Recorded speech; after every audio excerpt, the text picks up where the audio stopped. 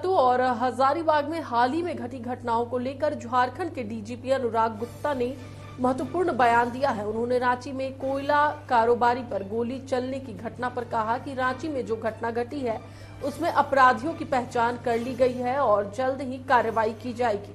वहीं हजारीबाग में एनटीपीसी के डीजीएम की हत्या के मामले में डीजीपी ने कहा कि हमने एक विशेष टीम का गठन किया है जो इस मामले की जांच में जुटी हुई है। पुलिस जल्द अपराधियों को गिरफ्तार करेगी।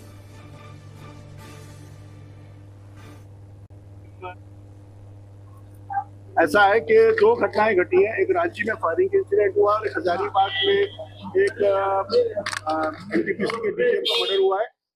जहां तक पहले केस का बात है वो केस डिटेक्ट हो चुका है, सारे क्रिमिनल्स को आइडेंटिफाई हो चुके हैं। हम लोग बहुत जल्दी विद इन 2 to 3 डेज सभी को पकड़ेंगे। नंबर 1 हजारीबाग वाला इंसिडेंट है वो अभी तक क्लैरिटी नहीं आई है कि क्यों उसको मारा गया, किसने मारा गया है।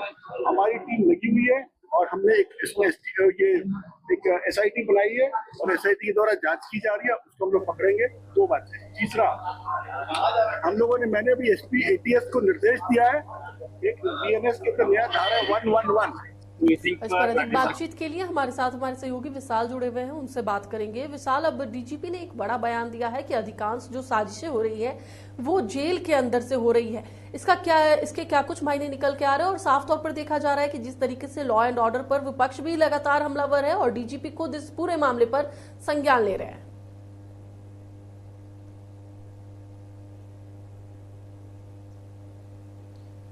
देखिए, झारखंड में विपक्ष का एक ही है धुन की लचर है झारखंड में कानून। देखिए, आज यही देखने को मिला।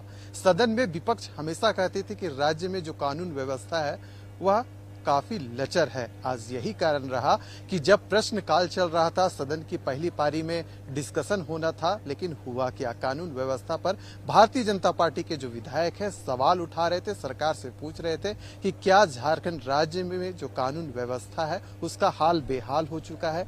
देखिए, मामला इसलिए उठा क्योंकि हजारीबाग में घटना घटी, राजधानी रांची में घटना घटी और एक कोयला व्यापारी को गोली लगी। वहीं जो एनटीपीसी के जो डीजीएम है उनकी हत्या कर दी गई। यही कारण था आज पूरा सदन में बवाल देखने को मौका मिला। देखिए, वहीं जो डीजीपी हैं तानिया, आपने जैसा कहा कि उनका कहना था कि जो बड़े वारदात झारखंड राज्य में घट रहे हैं, जेल में उनकी प्लानिंग तैयार होती है और जेल से ही सारा प्लानिंग की व्यवस्था को देखी जाती है। यही कारण रहा कि जेल में हम लोगों ने छापा मारा। ये राज्य के डीजीपी का कहना है। तानिया, आप सोच सकते हैं कि डीजीपी एक ऐसे अधिकारी होते हैं जिन पर कानून व्यवस्था का पूरा जिम्मेवारी होता है और उनके द्वारा इस प्रकार का कथन कहा जा रहा है वैसे वक्त में जब विपक्ष यह सवाल पूछ रही है कि राज्य में कानून व्यवस्था की जो लचर व्यवस्था है उसके जिम्मेवार केवल और केवल मुख्यमंत्री हेमंत सोरेन है। तो आप सोच सकते हैं कि विपक्ष की ओर से लगातार सवाल किया जा रहा है। लेकिन देखिए, अगर हम सत्ता पक्ष की बात करें तो उनका यह भी कहना था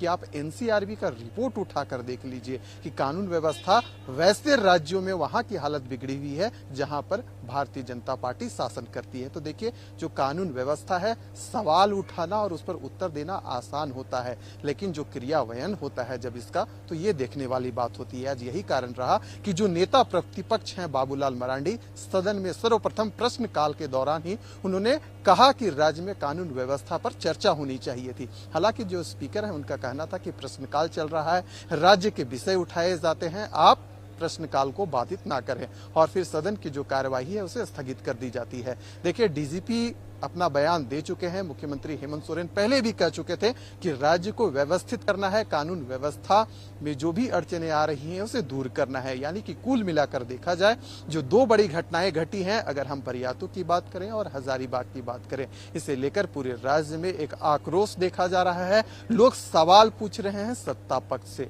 वहीं तो देखिए सदन में अभी है जो कार्यवाही, अगर हम दूसरी पाली की बात करें तो शून्यकाल का समय था। जो विधायक है अपने क्षेत्र के प्रश्नों को उठा रहे थे। लेकिन देखिए, आज की अगर हम बात करें, आज जो विधानसभा का बजट सत्र रहा है, कानून व्यवस्था सबसे बड़ा मामला रहा और आज यही कारण रहा विपक्ष ने सरकार को घेरने का काम किया, चाहे सदन के अंदर हो या सड़क पर हो। देखिए, जब विशाल, अब कानून व्यवस्था पर सवाल विपक्ष लगातार उठा रही है और ऐसे में जो सत्ता पक्ष है उनका भी साफ तौर पर कहना है कि यहाँ पर बुलडोजर राज नहीं चलेगा, बल्कि यहाँ पर कानून का राज चलेगा। फिलहाल बहुत बहुत धन्यवाद हमारे साथ जुड़ने के लिए और पूरी जानकारी के लिए। तो एक बार फिर से आपको बता दें कि लगातार विपक्ष राज्य में कानून व्यवस्था ठप होने का आरोप सत्ता पक्ष पर लगा रही है।